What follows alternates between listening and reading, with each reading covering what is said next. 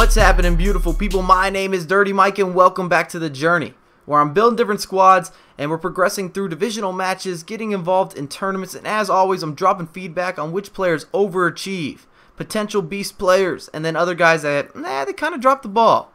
Might be a little bit suspect. And in today's video, we've got the best silver dribbling squad in Ultimate Team 100 chemistry, and it's going to be interesting getting into season matches because, unfortunately, EA's matchmaking system is, it's kind of back and forth. It makes me mad. Each year they improve something and then they get rid of something that's really important. And this year they do not match you with even squads. And the problem is that there's a big gap between a bronze player and a silver player, and a silver player and a gold player. And that's just my opinion. And it makes things a lot harder. But we're going to see if we can cause some ruckus and get busy. And before I begin, if you guys need any Ultimate Team coins, check out FIFAcoinstoday.com. The links will be in the description. And make sure to use my code, MICHS09, Mikes09, for an additional 10% off on each purchase you make.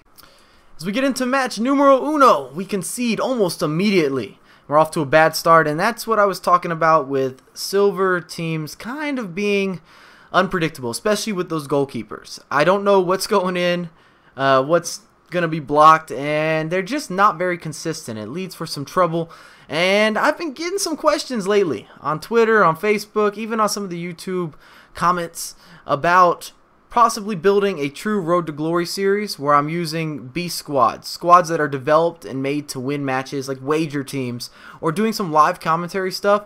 And I wasn't sure what's the best way to go about it for YouTube, because this series is definitely a Road to Glory. It's a progression series, but it's based on the squad building and having fun, and that's usually what I play Ultimate Team for, as we get the one to go ahead there. Nice little cross to the back post after dancing in the box, tiptoeing around. And I would love for you guys to drop a comment if you have any suggestions. How can I include a live comm, some sort of full match, or a Road to Glory based on just strictly winning?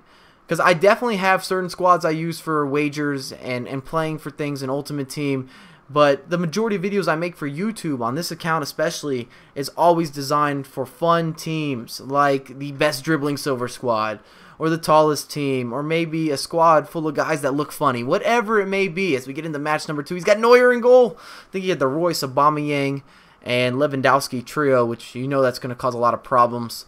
And we're starting off another game poorly. And I'm going to be playing the 3-4-3, as you guys have noticed with this team. And I don't know if I would recommend this formation, but I really enjoy playing attacking footy in Ultimate Team. So if you're one of those guys that can pressure and you feel confident in kind of weird situations, you like to outscore your opponent, you might be able to rock with the 3-4-3. And this team cost me just over 50,000 coins. And most of that is contributed to Jesse Rodriguez. And I hope that's how you say his first name. And up front, we've got Ramos, we've got Rodriguez, and we have Suso. It's not a bad front three. And this guy gave me hope at halftime. It was 2-1, but I get KSI bugged or whatnot. And I really don't think it's very difficult to stop this halfway line lob. But Lewandowski was just so much better than my defenders that any 50-50 opportunity I'm pretty much losing. Look at that.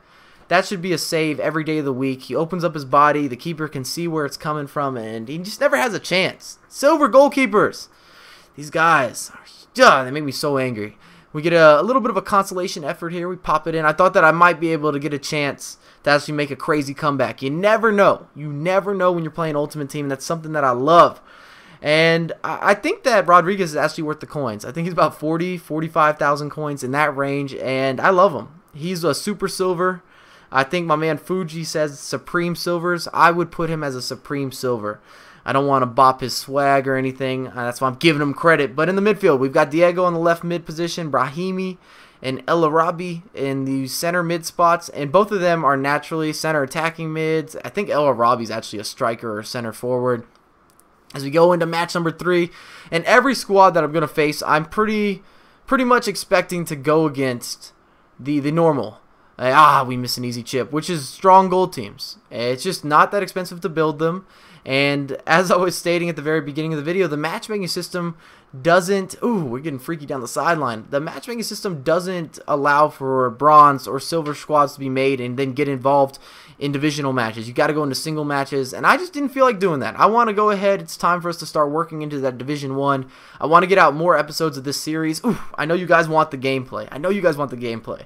But El Arabi, as I was saying, as at the center mid slot, is good, and partially because he's big. He's about 6 foot, 6'1", and with the skills, the ball control, it helps a lot. It makes a big difference this year. Anybody that's been playing FIFA 14, whether it's current gen or next gen, will tell you that size to go with the pace and the skills is an important aspect of the game, as we just concede a deep range effort there by Lampard, and that's what I was talking about with the goalkeepers. Right mid, we have Elzair, I'm not sure how to say it. Ooh, he gets the equalizer on the corner kick. This isn't looking good. And then the defense, which unfortunately, my defense, the best dribbling defenders in the silver area, none of them are very fast, which is kind of ironic. We're all in the 60s for pace. Got a 90th minute goal on the books, do we? Of course. My man Suso coming through in the clutch. And we have Costa, Palumbo, and Morone as my back three defenders. And it's very hard for me to judge if they were really good or they weren't that good in this formation, because there's just so many situations where there is space on space on space, and it's not difficult for my opponent to counterattack, especially when you're playing with 4 midfielders that are typically wingers or attacking mids. They're not playing defense, and I get some nice work down the sideline, and then I get rewarded with, I would say it's a bit of an AIDS goal. There's no bragging in that. I can't put it on a highlight reel, but I'll take it.